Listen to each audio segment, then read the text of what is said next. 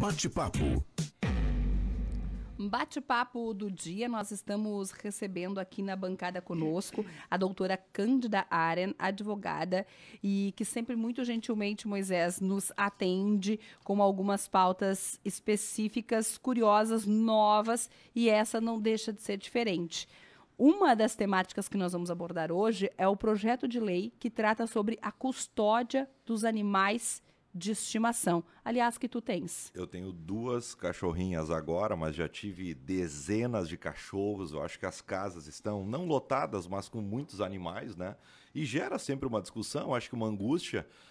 Em meio à pandemia, eu não tenho o número total, daqui a pouco até a Cândida pode nos auxiliar, mas o número de separações, né, aumentou muito. Acho que as pessoas ficaram ainda mais próximas, né? Se obrigaram a ficar mais próximas, a conviver mais, então aumentou. E é uma discussão extremamente importante que a gente abre agora com a Cândida aqui no nosso panorama. Doutora, bom dia, bom tê-la aqui conosco. Bom dia, Aline, bom dia, Moisés. Bom dia. Bom dia a todos os ouvintes do programa. Para mim é sempre uma alegria quando eu recebo o convite. Não tem como negar de vir aqui conversar com vocês, porque é sempre gratificante. E as pautas propostas são sempre curiosas, de fato, inovadoras e sempre à frente do que vem sendo noticiado assim, normalmente nas mídias. E eu fico muito feliz com isso. Importante, Cândida, a gente falar sobre esse projeto de lei. E a gente precisa, a primeira coisa é falar da diferença entre guarda e custódia, né? Que é o projeto de lei de custódia compartilhada de animais de estimação. A gente tem que deixar bem claro que se trata de um projeto de lei, que ele está em tramitação, ainda não é uma lei que está aprovada, mas ela vem suprir necessidades que hoje a gente encontra nos lares e nas uniões e nos casamentos. E o que seria essa questão da custódia? Nós temos que ter em mente que a guarda ela vai tutelar os direitos e os interesses das crianças e dos adolescentes. É o interesse de ambas as partes a guarda, tanto de pais com filhos e de filhos com pais. Já a custódia de animais, ela tem que ser diferenciada porque ela não tutela o interesse do animal, ela tutela o interesse dos proprietários deste animal. Os animais eles são tratados como bens dentro do direito de família. Porque o que a gente tem que pensar? A gente, quando fala em animal, a gente geralmente pensa no animal doméstico, né? No cachorro, no gato. Mas existem os animais que são bens, que é uma vaca, um porco, uma galinha. Um cavalo, caríssimo. Um cavalo, que tu compra, geralmente. Claro que a gente pode comprar os animais de pequeno porte, mas normalmente é uma doação, uma adoção. Você acha na rua, o meu gato lá de casa eu achei na rua, entende? Então é um recolhimento de animais. Enquanto os bens, como animais falando em propriedade, em financeiro, quando são divididos, a gente pensa em animais de grande porte. E o que acontece com esses animais de pequeno porte que foram adotados, comprados, ou enfim, que estão ali no seio da família, né, do lar, quando acontece a dissolução num casamento ou de uma união estável? Quem é que vai ficar com esse bichinho? Então, hoje a gente percebe uma crescente nos lares de animais que vivem e que se cria essa relação afetiva do seu dono com o seu bichinho. E aí, quando separa, como é que faz? Larga na rua? Não, primeiro tu não quer largar na rua porque tu tem sentimento por ele. E com quem vai ficar? Né? Com qual das pessoas, qual das partes vai ficar? Então, sim, a gente já tem disputas, inclusive judiciais, com relação aos bichinhos. A gente já tem decisões do próprio Tribunal de Justiça e do STJ com relação à custódia desses bichinhos. Com quem vai ficar o bichinho? Quem vai cuidar? Vai ter direito de visita da outra parte? Não vai ter? Ele vai ajudar monetariamente? Então, tudo isso, esse projeto de lei vem suprir novas necessidades do convívio familiar, das relações humanas, né? Doutora, nem sempre é amigável esse acordo. Às vezes precisa realmente do apoio da justiça para verificar com quem vai ficar esse bichinho e se terão visitas, por exemplo.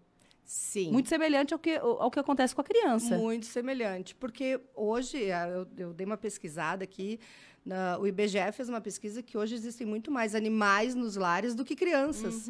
Então, muitos casais optam em não ter filhos, ou antes de ter filhos, têm os seus bichos de estimação, né? Quer dizer, a maioria já fala que o cachorro é filho. Ele é meu filho. Ah, meu filho. Ou tem um filho, 2, 3 cães, né? Enfim. Com certeza. Sim, já existe disputas quando não há um consenso.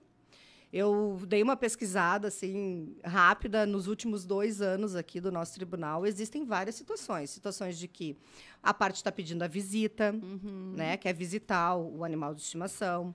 Outra parte está pedindo que o companheiro, a companheira, enfim, contribua monetariamente para o sustento desse animal que foi adquirido na constância da União, porque tem muitos animais que despendem muitos valores, né? É veterinário, é vacina, ou é um acidente que o animal precisa de um atendimento, enfim. Outros querem, como é que vai ficar? Eu quero esse bicho, você também quer. Então, isso tudo vai ter que ser decidido. E hoje, o que o tribunal vem entendendo? Que, por analogia à guarda, estão decidindo, dentro da própria vara de família, a questão dos animais. Então, eu acho um projeto extremamente interessante, extremamente válido, e que acredito que vai ser aprovado, porque hoje ele tutela interesses das relações humanas, né? Cândida...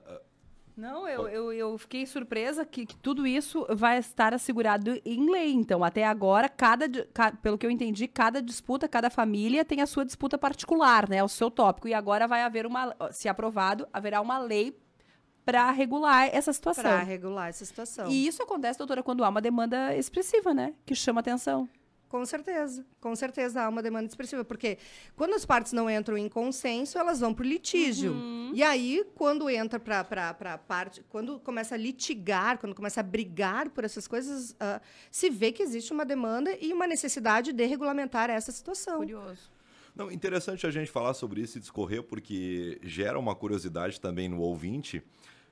E tu tá super acostumado a trocar ideias, a atender esse tipo de caso. Em meio a uma separação, quando ocorre esse tipo de evento, de o marido quer ficar com o esposo quer ficar com o cachorro, a esposa, e daí eles estão se separando, querem ficar com o cachorro ou com o gato, fecha um pau legal, assim, parecido com a guarda compartilhada de filhos? Chega a esse ponto também? Dá para fazer esse link? Dá para fazer esse link, porque o que você vai pensar quando se separa?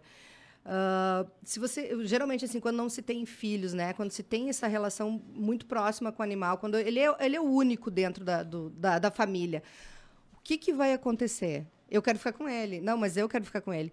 Então, claro, vai ter que se pautar quem tem a maior disponibilidade de tempo, condição financeira, ou o cachorro ou o gato é mais apegado a um. Geralmente tem um que é mais, né? Eles são mais apegados.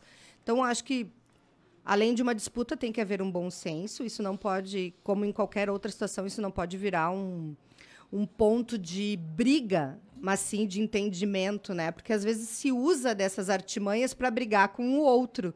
Então, é um bichinho, ele tem que ser cuidado, ele merece o cuidado. E eu achei muito interessante esse projeto. Eu acho que ele vem a calhar com a atualidade e acredito que ele vai passar, sim, que ele vai fazer a modificação dentro do Código Civil. No ano de 2021, de acordo com o levantamento da série histórica dos divórcios legais, que começou em 2007, foi o ano de maior número de divórcios legais. Foram 80.573 uniões desfeitas legalmente no Brasil. Claro, né, doutora, que tem a possibilidade agora de fazer online, se não tem nada que precisa de uma separação com detalhes como essa, e talvez isso tenha facilitado, né, pela pesquisa que a gente fez no Papos de Mulher recente. Mas mais de 80 mil casais se separaram legalmente no Brasil no último ano. Tu não tá pensando, né? Comecei a considerar. Doutora, olha só, tudo isso que a gente acabou de falar sobre esses bichinhos, essas mesmas regras valerão quando é lá uma vaca, um boi? Não, aí é diferente. Não. Eu acredito que o animal de estimação, porque aqui a gente fala em custódia compartilhada de animais de estimação. Não para venda ou para consumo. É diferente, porque eu não conheço ninguém que tem uma vaca de estimação, entende? Então, esses animais de grande porte, eles são animais que entram dentro do patrimônio das pessoas. Então, eles vão ser divididos como patrimônio. Entendi. Eles entram numa outra esfera, né? Eles custam monetariamente para você comprar, você tem que comprar, e tem a manutenção, e depois ele vai te gerar também leite, carne, enfim, né? Então, ele entra dentro do patrimônio. Ele não vai ser considerado como um animal de estimação para fins de custódia. Uma outra pauta que nós anotamos aqui, Moisés, é sobre esta legislação para cães de apoio emocional. E aí é importante, eu acho, que a gente começar falando qual é a diferença, por exemplo, deste cão para aquele cão guia ou para aquele cão que é um cão que atua, por exemplo, nas forças de segurança. Tem uma diferença, são animais com objetivo diferente. Sim, são animais com objetivos diferentes. O cão guia e o cão policial, que a gente chama, já existe regulamentação do cão guia, né? Ele exerce uma função de auxiliar a pessoa com deficiência visual. Então, podemos dizer que que os cachorros guia, né, os cão guia, são os olhos dessas pessoas. Então, eles auxiliam essas pessoas com deficiência no seu dia a dia, no seu cotidiano. Aonde eles podem entrar? Em todos os lugares? Os cães guia, sim. Né? Ele exerce essa função de auxiliar a pessoa com deficiência. Hoje em dia, o cão de apoio emocional, não existe regulamentação, nem lei, nem regulamentação para esse tipo de animal. Ele fica entre um pet de casa, assim, um pet doméstico, e um pet terapêutico. Né? Existem aqueles animais que servem para terapia, os cavalos, né? Existem uma terapia com cavalos até. Então, ele não entra nesta linha e não entra num pet doméstico. Ele exerce a função de apoio, de fato, para as pessoas que necessitam uma melhora na sua convivência social, física, psicológica, enfim, né? Nesses estímulos. Existem muitas pessoas com depressão hoje em dia que não têm motivos para sair de casa ou da cama. E um animal de apoio, ele dá motivos, ele dá apoio para a pessoa ter que sair de casa, ele dá apoio para a pessoa socializar. Só que não existe regulamentação. Desde 1986 já existe... 1986, de fato. Já existe previsão para que esses cães de apoio emocional possam entrar em voos, por exemplo. Mas tudo vai depender se a companhia aérea vai permitir, se existe um laudo específico para a pessoa, se esse cão está com treinamento adequado. Enfim, existem várias regras para que se possa entrar com um cachorro dentro de um avião. E essa regulamentação, essa lei, ela vem, de fato, para ancorar essa necessidade que muitas pessoas hoje possuem. Eu entendo que vai ter uma regulamentação bem específica. Não vai ser simplesmente eu chegar e dizer eu preciso entrar com o cachorro porque ele é meu cão de apoio emocional. Por exemplo, decidi que eu vou a Florianópolis de ônibus e eu chego lá na rodoviária, compro a passagem, vou levar meu cão. Não vai funcionar dessa forma. É delicado, né, Cândido? É muito delicado. Eu acredito que vai ter que ter um laudo, conforme aqui o projeto, né? O projeto está disponível, inclusive, no site do Senado. Conforme o projeto, a pessoa vai ter que ter um laudo dizendo que ela necessita, de fato, dizendo qual é a doença que ela tem, por que ela precisa, quais são os benefícios desse apoio. E também uma regulamentação para o bichinho, porque ele vai ser um tutor. Esse bichinho também vai ter que ser treinado, vai ter que ter a vacinação em dia, vai ter que ter carteirinha específica dizendo que ele é um cão de apoio emocional, que ele não é um simples pet. Então, tudo isso ainda vão ser coisas que vão surgir se o projeto for aprovado. Porque esse cão de apoio emocional também vai poder entrar nos lugares públicos e privados onde circulam outras pessoas. A exemplo do cão-guia. A exemplo do cão-guia. E daí, né, Aline, tu decide que tu vai viajar de avião, ou principalmente de ônibus. Vamos utilizar aqui o transporte que é mais utilizado. Tu precisa viajar com o teu cão de apoio emocional. Mas vai ter uma pessoa que tem fobia a cachorro. Sim. É muito complicado. É bastante complicado. E a gente precisa se colocar na pele de todo mundo, né? De ambas as pessoas. É bastante complicado isso. Eu entendo que hoje a terapia e o apoio para as pessoas com deficiência, elas estão expandindo. Há anos atrás, a gente não ouvia falar nesse tipo de situação, que um animal pudesse ser tão importante no tratamento ou na vida de uma pessoa.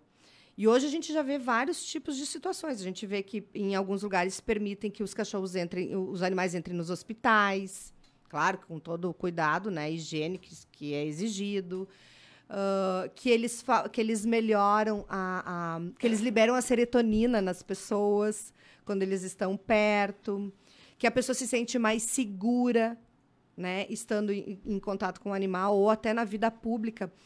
No Rio de Janeiro, eu vi que já houve um decreto estadual da possibilidade do cão de apoio emocional. E aí eu vi um relato de uma moça que, depois que perdeu a mãe, teve uma depressão profunda e entrou em estado de pânico e não conseguia mais socializar. E ela vai com o cachorro até o trabalho todos os dias. Ela pega trem, vai até o trabalho com o seu cachorro de apoio emocional. Então, ela consegue fazer parte da vida social e dinâmica do seu dia a dia por causa do seu cachorro. É muito interessante essas propostas. Quando eu li o projeto, eu me senti distante do projeto, porque eu não tenho isso na minha vida, no meu dia a dia, nem de algum familiar próximo. Mas eu vejo quanto é importante para determinadas pessoas. Hoje em dia, a gente ouve muito falar nas crianças autistas, quanto isso facilita, né, a vida de uma criança que tem dificuldade, ou de um ser humano que tem dificuldade em socializar. Então, isso vem por um benefício, e isso atende uma necessidade de um determinado grupo. É importante, né, Aline, que as pessoas que estejam nos ouvindo não ficam com aquela cabeça de concreto, né? Abram a cabeça, nós temos exemplos importantes, olha o exemplo que a Cândida utilizou agora, são cães que fazem a diferença na vida de milhares de pessoas, de muitas pessoas, então isso é fundamental, a gente abrir a cabeça. Eu não gosto de cachorro, isso aí é bobagem, porque as pessoas, isso é bobagem, é bobagem, não, é muito importante. É isso que a doutora fala, né? Pode não fazer parte da minha realidade das pessoas que estão próximas a mim, mas isso não significa que seja a realidade de todo mundo, né? Romper esta bolha. A gente falou sobre isso segunda-feira, né? Quando eu falo do meu lugar de fala, eu tenho um ponto de vista, mas eu tenho que pensar em quem não está neste lugar de fala, quem, inclusive, às vezes nem está representado em espaços de fala. Muito bem, Moisés, poderíamos ficar falando muito mais sobre. Muito curiosa essa pauta. Essa mulher voa. Tu viu só? Vamos trazer ela mais vezes. Doutora Cândida aqui voando. Doutora Cândida, sempre é um prazer recebê-la aqui. Certamente nós voltamos a falar, né? Porque os projetos seguirão tramitando e, se aprovados, a gente provavelmente tem tópicos para abordar sobre eles. Com certeza. Se aprovados, vai haver as regulamentações, as modificações, e a gente vai ter mais concretude para trazer aqui, porque agora nós estamos falando de um projeto que está em tramitação e ainda não tem especificação, nada especificado. Então, num futuro, espero que próximo, eu realmente espero que seja aprovado. Eu achei bastante interessante os projetos. Eu acho que eles vêm a calhar com a realidade e as necessidades dos seres humanos. E, enfim, para mim é sempre um prazer estar aqui, sempre disposta a vir conversar com vocês. Muito obrigada. Muito obrigada nós que agradecemos. Conversamos com a doutora Cândida Aren, projeto de lei que fala sobre a custódia compartilhada de animais de estimação e também sobre o cão de apoio emocional. Vou trazer um recado medonho antes de liberar para a Independente Notícias. Grande medonho. Olha só, gostaria de informar aos motoristas e moradores que utilizam diariamente a rua Pedro Ruschel Sobrinho, no bairro Carneiros, que hoje, durante o dia, estará parcialmente interrompida devido à substituição da canalização pluvial em alguns trechos, ok? Também é importante dizer que estaremos patrolando a manutenção da rua Pedro Boiren em Alto Conventos, como também a estrada de Nova Santa Cruz. Para os nossos ouvintes, moradores ou que usam esses trechos, estarem atentos à movimentação no dia de hoje. Obrigada, Medonho, por nos informar. 14 graus e 4 décimos a temperatura, 9 horas. Voltamos em seguida.